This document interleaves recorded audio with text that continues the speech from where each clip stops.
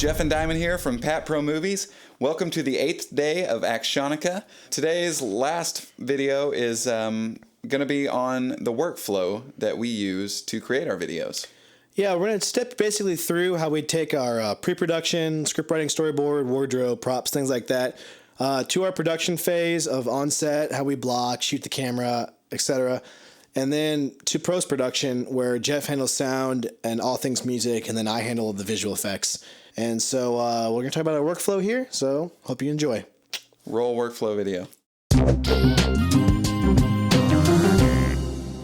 For our script and storyboard, we keep it pretty simple. Basically, we just kind of meet, sit down, and I stand up and sort of act out and just like talk to Jeff about what I want to do. And he writes it all down in a Word doc. Then we go through that Word doc and delete the things we think won't work. And we upload that into a script writing program. You can Google it, find whatever you want. They all work really well.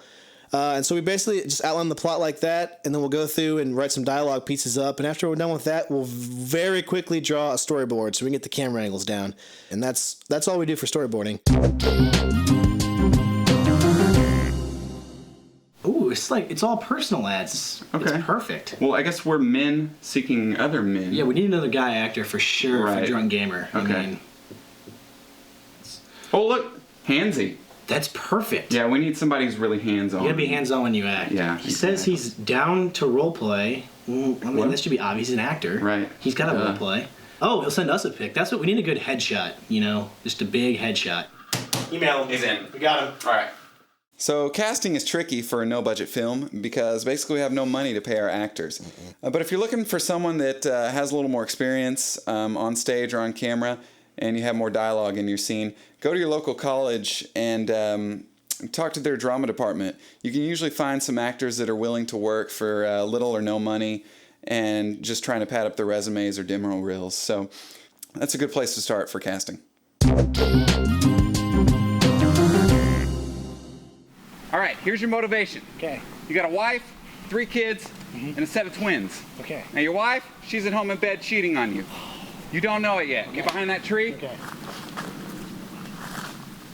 And action. All right, you just found out your wife's cheating on you. Now head towards that hill. All right, guys. When we shoot, we try to keep it as simple as possible on set. Jeff will work camera, and I usually act and direct.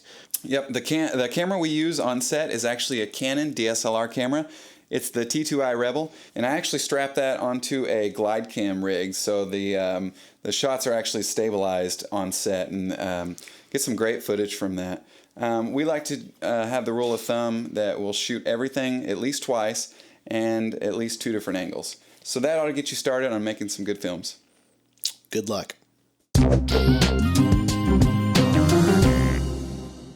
So when it comes to editing, there's a few important things to know, and that's especially when you're shooting on these DSLR cameras, it's important to transcode your footage before you bring it into your editing system.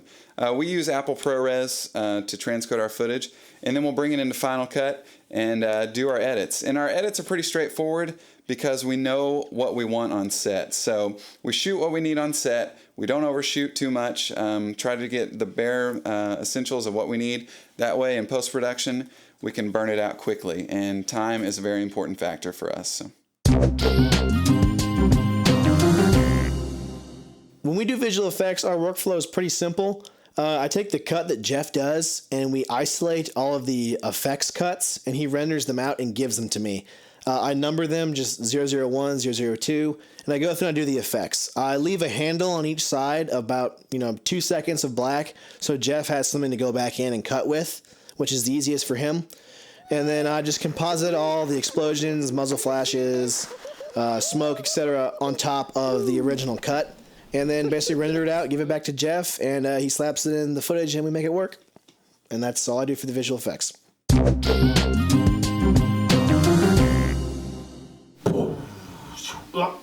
You still, why are you drinking? This is the best part. Okay, that's what we're doing, guys. Now, I'm gonna look up, stop drinking, stop! It's important to know for sound design that you should always wait until the edit and the visual effects are complete and the picture is locked before you start sound designing. Inside the sound design, I bring everything into Pro Tools and start with the Foley and start sound designing other elements as well, the choppers, explosions, and guns. And then we'll do ADR, all of the dialogue for the picture. Then I'll export it as a stereo file, and we'll bring it back into Final Cut and sync it back up to the picture. So after the sound design, I attack the music for the piece. And I use Logic Pro to do the music. I find it's better for MIDI style recording. I'll get a render from Diamond of the picture and pull it into Logic, and I start building my drums to the piece. And obviously in the more higher action sequences, you'll have bigger drum hits, maybe a faster tempo, that kind of thing. And you also want to make sure to keep a lot of dynamics in your piece. Moments of loud and moments of soft, and really meld the two. That way you get a lot of emotion in your piece. No, do it again. After the drums, it's nice to have a live recorded element in your music. I prefer guitars because I'm a guitarist. We'll take that, add it to the Pro Tools session for sound design, and render out one big file for the final edit. When we color grade, we do it a very simple way. While Jeff's working on the sound, the edit's cut and set in stone. So I'll bring it back into After Effects and I color grade it. There's a multitude of different ways to color grade. You can buy presets, you can buy plugins, or you can just use the native After Effects effects.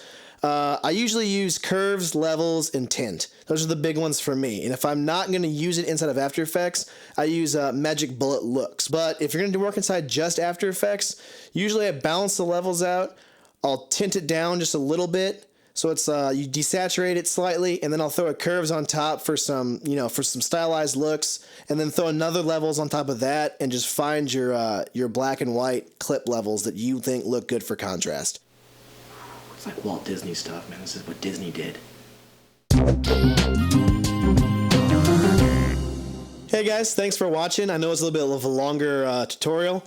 But at the same time, I feel like knowing someone else's workflow kind of helps you with your workflow. As a thank you, we want to release our latest music track to you guys. It's called Drunkception. Check the comments box below for a direct link to download it. And feel free to use it in your videos or wherever you'd like. All that we ask is that maybe you give us a little credit here and there for the piece. But enjoy it. I want to thank you guys for sticking around, and we'll see you again soon. See you guys.